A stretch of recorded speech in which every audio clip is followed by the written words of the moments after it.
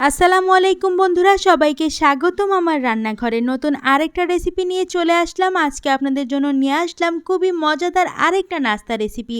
আজকের এই নাস্তাটা কে কে খেয়েছেন অবশ্যই কিন্তু কমেন্টস করে জানাবেন। আজকের এই নাস্তাটা তৈরি করা হয়েছে পুঁই শাক দিয়ে। পুঁই শাকের পকোড়া কি কখনো খেয়েছেন? পুঁই শাকের পকোড়া খেতে অসম্ভব মজাদার। আজকের এই পকোড়া খেলেই বুঝতে পারবেন। বিকেলের নাস্তা হিসেবে যদি পুঁই শাকের পকোড়া রেডি করে খেতে পারেন, তাহলে এই পুঁই শাকের পকোড়ার প্রেমেই পড়ে যাবেন। চলুন তাহলে বন্ধুরা মূল রেসিপিতে চলে যাই। প্রথমে একটা বাটিতে আমি নিয়ে নিলাম পুঁই শাক কুচি। পুঁই শাকটা খুব ভালো করে ওয়াশ করে আমি কুচি করে নিয়েছি। আজকের এই পকোড়ার মেন রানিই হচ্ছে পুঁই শাক। এরপর এই পুঁই শাকের মধ্যে দিয়ে দিব হাফ কাপ পরিমাণ ডাল। হাফ কাপ পরিমাণ ডাল আমি ঘন্টাখানেক পানিতে ভিজিয়ে রেখেছিলাম। ডালটা অবশ্যই ভিজিয়ে রাখবেন, তাহলে খুব ভালো করে ডালটা ফুলে যাবে। এরপর এখানে দিয়ে দিব পেঁয়াজ কুচি। এখানে আমি 3টা পেঁয়াজ কুচি করে নিয়েছি। সম্পূর্ণ পেঁয়াজটা এখানে দিয়ে দিব। এরপর এখানে দিয়ে দিব আদা রসুন কুচি। আদা রসুন বাটা চাইলেও আপনারা দিতে পারেন, কিন্তু এখানে আমি আদা রসুন কুচিটা দিয়েছি। আদা রসুনটা খুব ছোট ছোট করে কুচি করে এর মধ্যে দিয়ে দিতে হবে। এরপর এখানে দিয়ে দিব 1 চামচ জিরার গুঁড়া, আরও দিয়ে দিব 1 চামচ পরিমাণ ধনিয়া গুঁড়া। এখন এখানে আরও দিয়ে দিব হাফ চামচ পরিমাণ হলুদের গুঁড়া। এরপর এখানে দিয়ে দিলাম চিলি ফ্লেক্স।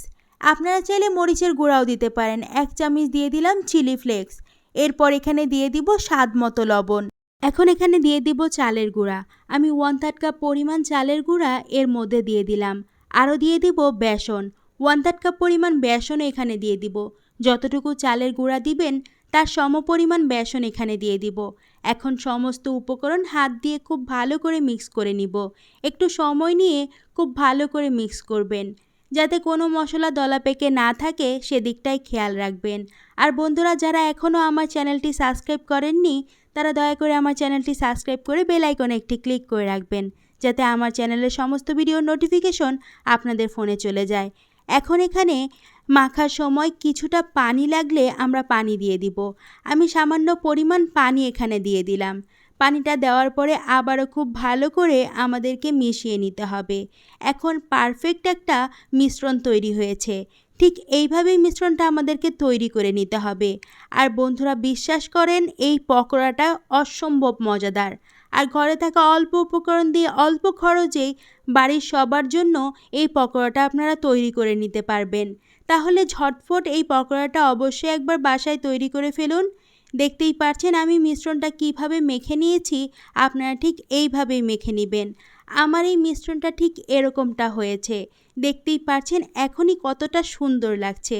আর এই পকোড়াটা বানানোর পর আরও অনেক বেশি সুন্দর হয়ে যাবে।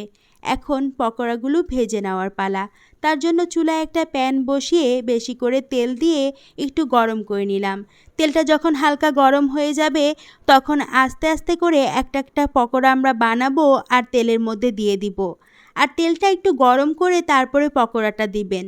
তেল যদি ঠান্ডা অবস্থায় থাকে, তাহলে পকোড়াগুলো ভেঙে যেতে পারে। তাই হালকা গরম করে তারপর একটা একটা পকোড়া আমাদেরকে এর মধ্যে দিয়ে দিতে হবে। আর অবশ্যই চুলার আঁচটা মিডিয়ামে রেখেই পকোড়াগুলো ভেজে নিতে হবে। যেহেতু এখানে আমরা ডাল দিয়েছি, তাই ডালটা সিদ্ধ হতে একটু সময় লাগবে। তাই চুলার আঁচটা মিডিয়ামে রেখেই পকোড়াগুলোকে ভেজে নিতে হবে।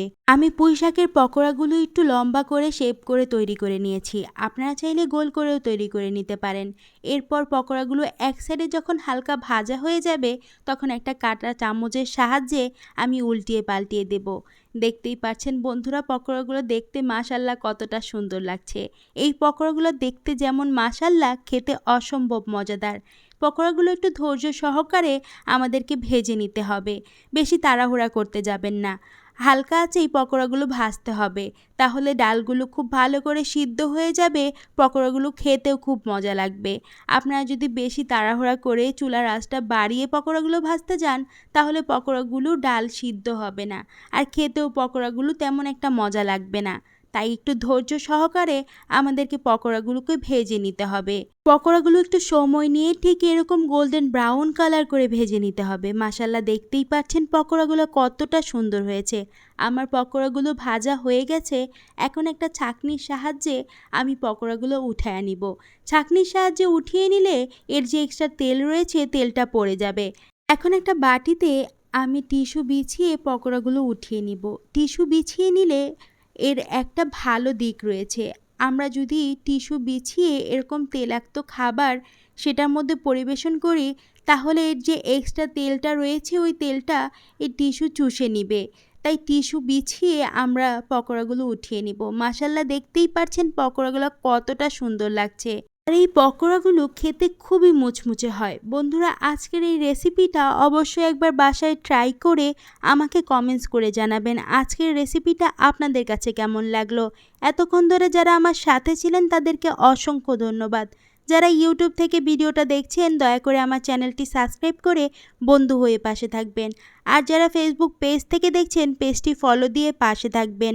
ভিডিওটি ভালো লাগলে বেশি বেশি করে শেয়ার করে দিবেন। অবশ্যই কমেন্টস করে জানাবেন আজকের এই রেসিপিটা আপনাদের কাছে কেমন লাগলো। সবাই অনেক বেশি ভালো থাকবেন, সুস্থ থাকবেন। আরেকটা নতুন রেসিপি নিয়ে চলে আসবো। আল্লাহ হাফিজ সবাই।